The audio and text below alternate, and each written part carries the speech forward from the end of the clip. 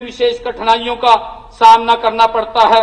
यहाँ के किसानों की आय बढ़ाने के लिए सरकार शीघ्र ही एक विशेष कार्य योजना बनाएगी। आदरणीय अध्यक्ष जी, पशुपालकों की आय बढ़ाने के लिए बकरी और भेड़ की उच्च आनुवंशिक नस्लें जैसे बीटल, सिरोही, मुंजल आदि जो हरियाणा में नहीं पाई जाती हैं, उन्हें हमारे किसानों को उपलब्ध कराने के लिए भी सरकार आगामी वित्त वर्ष में एक नई योजना की शुरुआत करेगी। माननीय अध्यक्ष जी, मैंने कृषि क्षेत्र के लिए वर्ष 2025-26 में जिन महत्वपूर्ण कदमों के लिए बजट प्रावधान किया है, उनमें से केवल 38 के बारे में आपको बताना चाहूंगा। वर्ष 2024-25 के 25,000 एकड़ भूमि में प्राकृतिक खेती के लक्ष्य के मुकाबले मैंने इस वर्ष 1 लाख एकड़ भूमि का लक्ष्य निर्धारित किया है। साथ ही देसी गाय खरीदने के लिए दिए जाने वाले 25,000 के अनुदान को बढ़ाकर 30,000 रुपए किए जाने का मेरा प्रस्ताव है। आदरणीय अध्यक्ष जी, अभी तक कम से कम 2 एकड़ भूमि पर प्राकृतिक खेती करने वाले किसानों को इस योजना का लाभ मिलता था। इस सीमा को घटाकर मैंने 1 एकड़ किए जाने का प्रस्ताव रखता हूं। मैंने लवणीय नमकीन भूमि को पुनर्जीवित किए जाने के चालू वर्ष के 62,000 एकड़ के लक्ष्य को वर्ष 2025-26 में बढ़ाकर 1 लाख एकड़ किए जाने का प्रस्ताव किया जाता है।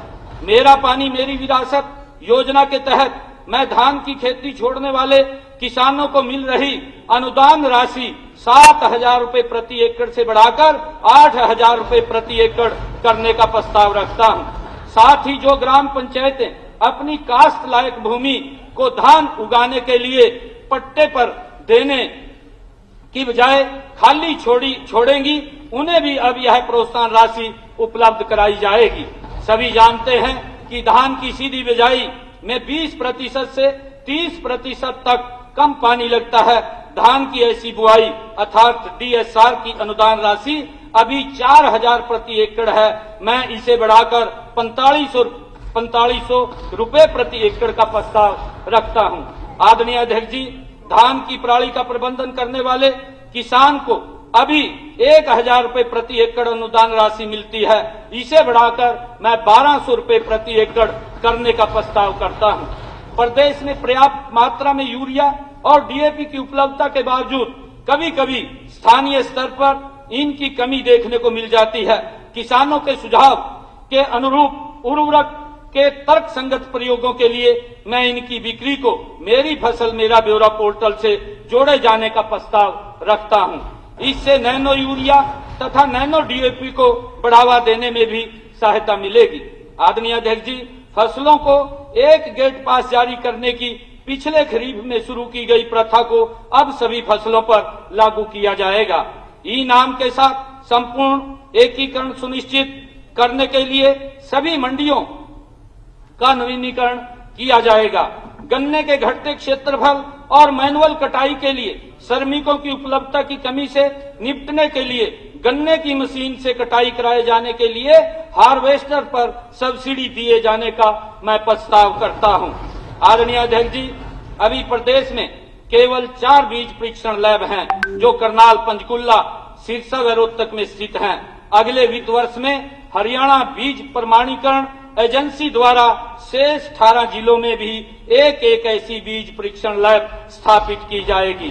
प्रदेश में आज बागवानी के 11 उत्कृष्टता केंद्र कार्य कर रहे हैं और 3 अन्य केंद्र निर्माणाधीन हैं। वित्त वर्ष 2025-26 में अंबाला, यमुनानगर व हिसार में क्रमशः लीची, स्ट्रॉबेरी और खजूर के लिए 3 नए उत्कृष्टता केंद्र स्थापित करने का मेरा प्रस्ताव है। माननीय प्रधानमंत्री श्री नरेंद्र मोदी जी ने 9 दिसंबर 2024 को महाराणा प्रताप बागवानी विश्वविद्यालय का शिलान्यास किया था। मुझे खुशी है कि इसके मुख्य परिसर का निर्माण कार्य तेजी से हो रहा है। यह विश्वविद्यालय उपरोक्त सभी 14 उत्कृष्टता केंद्रों को बागवानी विज्ञान केंद्रों के रूप में विकसित करेगा। माननीय अध्यक्ष जी, बागवानी में क्षेत्रीय विशिष्ट अनुसंधान आवश्यकताओं को पूरा करने के लिए चांदसौली, अंबाला में बागवानी विश्वविद्यालय द्वारा बनाए गए बागवानी अनुसंधान केंद्र का उद्घाटन मेरे द्वारा इसी वर्ष 20 जनवरी को किया गया। वर्ष 2025-26 में दक्षिणी हरियाणा के पलवल जिले में एक ऐसा अनुसंधान केंद्र स्थापित किया जाएगा। अभी बागवानी मिशन प्रदेश के 19 जिलों में चल रहा है। वित्त वर्ष 2025-26 में मेरा बाकी बचे हुए 3 जिलों नामतः फरीदाबाद, रेवाड़ी और कैथल में भी इसे लागू करने का प्रस्ताव है। आदरणीय अध्यक्ष जी, इसके अतिरिक्त सभी 22 जिलों में 400 बागवानी क्लस्टर्स के माध्यम से तथा जापान सरकार की सहायता से अगले 9 वर्षों में 2738 करोड़ रुपए की लागत से एक नया सतत सस्टेनेबल बागवानी प्रोजेक्ट शुरू किया जाएगा। वित्त वर्ष 2025-26 में मैंने इस महत्वाकांक्षी प्रोजेक्ट के लिए 138 करोड़ रुपए का प्रावधान रखा है। मैंने 3 उभरती हुई गतिविधियों मशरूम, कंपोस्ट और कंपाउंड हाईटेक हाइड्रोपोनिक्स और एरोपोनिक्स तथा एफपीओ द्वारा बनाए गए 20 किलोवाट से अधिक लोड वाले कोल्ड स्टोरों को 7 रुपए 50 पैसे के बजाय अब 6 रुपए 50 पैसे प्रति यूनिट की दर से बिजली देने का निर्णय किया गया है। इस आशय से हरियाणा विद्युत विनियामक आयोग को आदेश देकर एक नई कैटेगरी बनाई जाएगी। माननीय अध्यक्ष जी, मेरा फसल मेरा ब्यौरा पोर्टल में अभी कुछ फसलों के लिए ही इंटर क्रॉपिंग की सुविधा दी जाती है। यह सुविधा अगले वित्त वर्ष से सारी फसलों के लिए उपलब्ध कराई जाएगी। माननीय अध्यक्ष जी, हरियाणा सरकार द्वारा 2600 करोड़ रुपए की लागत से गन्नौर में बनाई जा रही अंतर्राष्ट्रीय फल एवं सब्जी मंडी का निर्माण कार्य तेजी से प्रगति पर है। इसके पहले चरण में 400 दुकानों के लिए 5 सेट्स तथा उनके लिए सभी मूलभूत सुविधाएं आगामी नवंबर तक पूरी कर ली जाएंगी। यह आधुनिक मंडी किसानों को सस्ती दरों पर बेहतर मूल्य, उन्नत भंडारण और कोल्ड स्टोर की सुविधाएं प्रदान करेंगी, जिससे उनकी आय में वृद्धि होगी। राष्ट्रीय और अंतर्राष्ट्रीय बाजारों से किसानों का सीधा जुड़ाव होने से कृषि उत्पादकों का निर्यात भी बढ़ेगा। आदरणीय अध्यक्ष जी, मैं गुरुग्राम में फूलों की खरीद और बिक्री के लिए एक अत्याधुनिक एवं वातानुकूलित फूल मंडी की स्थापना करने का प्रस्ताव रखता हूं। आदरणीय अध्यक्ष जी, गांव मनेठी, जिला रेवाड़ी में मार्केट कमेटी द्वारा एक उपयार्ड बनाए जाने का प्रस्ताव भी मैं रखता हूं। प्रदेश में हरियाणा राज्य भंडारण निगम द्वारा बागवानी उत्पादों के निर्यात को बढ़ावा देने के लिए हिसार एयरपोर्ट में एयर कार्गो के लिए एक गोदाम बनाया जाएगा, जिसके लिए इसे 5 एकड़ भूमि तथा विमानों की पार्किंग, मरम्मत व रखरखाव के लिए 4 एकड़ भूमि उपलब्ध कराई जाएगी। माननीय अध्यक्ष जी, हरियाणा राज्य भंडारण निगम द्वारा वित्तीय वर्ष 2025-26 में 3 लाख मीट्रिक टन के नए गोदाम व यमुनानगर में आधुनिक तकनीक का 1 लाख टन की क्षमता का एक साइलो भी बनाया जाएगा। हैफेड भारत सरकार की पीईजी योजना के तहत 30 लाख मीट्रिक टन की नई भंडारण क्षमता उपलब्ध कराया जाएगा। आदरणीय अध्यक्ष जी, दक्षिणी हरियाणा में सहकारी क्षेत्रों की सबसे बड़ी आधुनिक सरसों तेल मिल जिला कुरुक्षेत्र में सूरजमुखी के तेल मिल की स्थापना सार्वजनिक निजी भागीदारी पीपी मोड के तहत सुनिश्चित की जाएगी। देसी सांड के वीर्य की लिंग आधारित छिटाई के लिए राष्ट्रीय डेयरी विकास बोर्ड की मदद से हिसार में शुक्राणु छिटाई प्रयोगशाला बनाए जाने का मैं प्रस्ताव रखता हूं। आदरणीय अध्यक्ष जी, मैं गौ सेवा आयोग के तहत 1000 तक पशुओं वाली गौशालाओं को एक ई रिक्शा तथा 1000 से अधिक पशुओं वाली गौशालाओं को 2 ई रिक्शा उपलब्ध कराए जाने और गौशालाओं की क्षमता बढ़ाने के लिए पंजीकृत गौशालाओं में 51 सेट बनाने के लिए 5 करोड़ रुपए की राशि अनुदान के रूप में दिए जाने का प्रस्ताव रखता हूं। आदरणीय अध्यक्ष जी, लोगों की आस्था व गौ प्रेम को बनाए रखने के लिए हर जिले में एक नया गौ अभ्यारण्य बनाने का भी मेरा प्रस्ताव है, ताकि बेसहारा गौ वंश को व्यवस्थित तरीके से सुरक्षित किया जा सके। माननीय अध्यक्ष जी, पशुपालक किसानों को पशु बीमा योजना के तहत एक किसान को अभी अधिकतम 5 पशुओं के बीमे की सीमा है, मैं इसे बढ़ाकर 10 पशुओं तक किए जाने का प्रस्ताव रखता हूं। मैंने 60 करोड़ रुपए की लागत से सभी पशु चिकित्सा संस्थाओं में दवाइयों व उन्नत डायग्नोस्टिक उपकरणों जैसे एक्सरे, अल्ट्रासाउंड लगाने के लिए मैंने प्रस्ताव किया है। ये सेवाएं पशुपालकों को निःशुल्क उपलब्ध करवाई जाएंगी।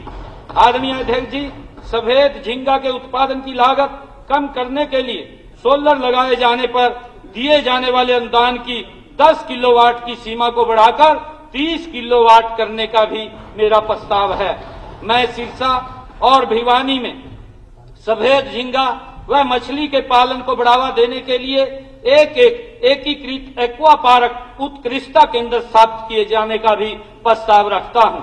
आदरणीय अध्यक्ष जी, प्रदेश के इतिहास में पहली बार मुख्यमंत्री दुग्ध उत्पादक प्रोत्साहन योजना के तहत वित्तीय वर्ष 2025-26 में 70 करोड़ रुपए की आवंटन प्रोत्साहन राशि सहकारी दुग्ध उत्पादकों को दूध भुगतान के साथ ही दी जाएगी। वर्तमान में हरियाणा डेयरी विकास सहकारी परिसंघ प्रतिदिन औसतन 4.75 लाख लीटर दूध की खरीद करता है। वित्त वर्ष 2025-26 में इसे 15% बढ़ाकर प्रतिदिन औसतन 5.45 लाख लीटर करने का लक्ष्य रखा गया है। आदरणीय अध्यक्ष जी, प्रदेश के हर ब्लॉक में एक दूध संग्रह केंद्र तथा प्रत्येक जिले में एक शीतलन केंद्र विकसित किया जाएगा। किसानों की पैक्सों की तरफ बकाया जात की समस्या के समाधान के लिए एक मुश्त निपटान योजना लाए जाने का मैं प्रस्ताव रखता हूं। आदरणीय अध्यक्ष जी, गर्व की बात है कि 2021-22 में शुरू की गई हरित स्टोर नामक योजना के तहत 1250 स्टोर ग्रामीण व शहरी क्षेत्रों में खुल चुके हैं, जिनमें से 758 दुकानें मुद्रा ऋण से संचालित की जा रही हैं।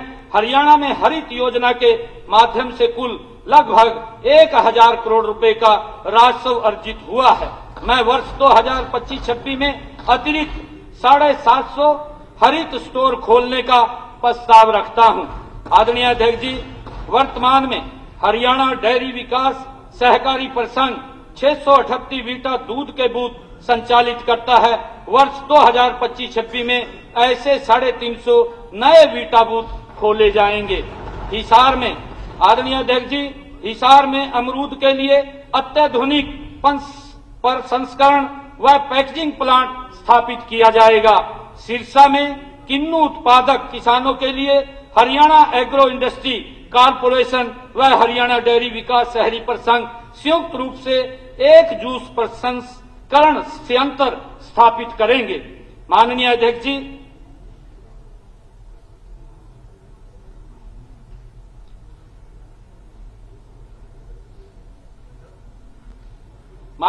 जी, समय के अभाव के चलते माननीय सदन के समक्ष केवल कुछ चुनिंदा प्रस्तावों के बारे में ही बताया है। विभाग की सभी योजनाओं के प्रस्तावों के लिए वर्ष 2024-25 के संशोधित अनुमान की तुलना में कृषि एवं किसान कल्याण की आवंटित राशि को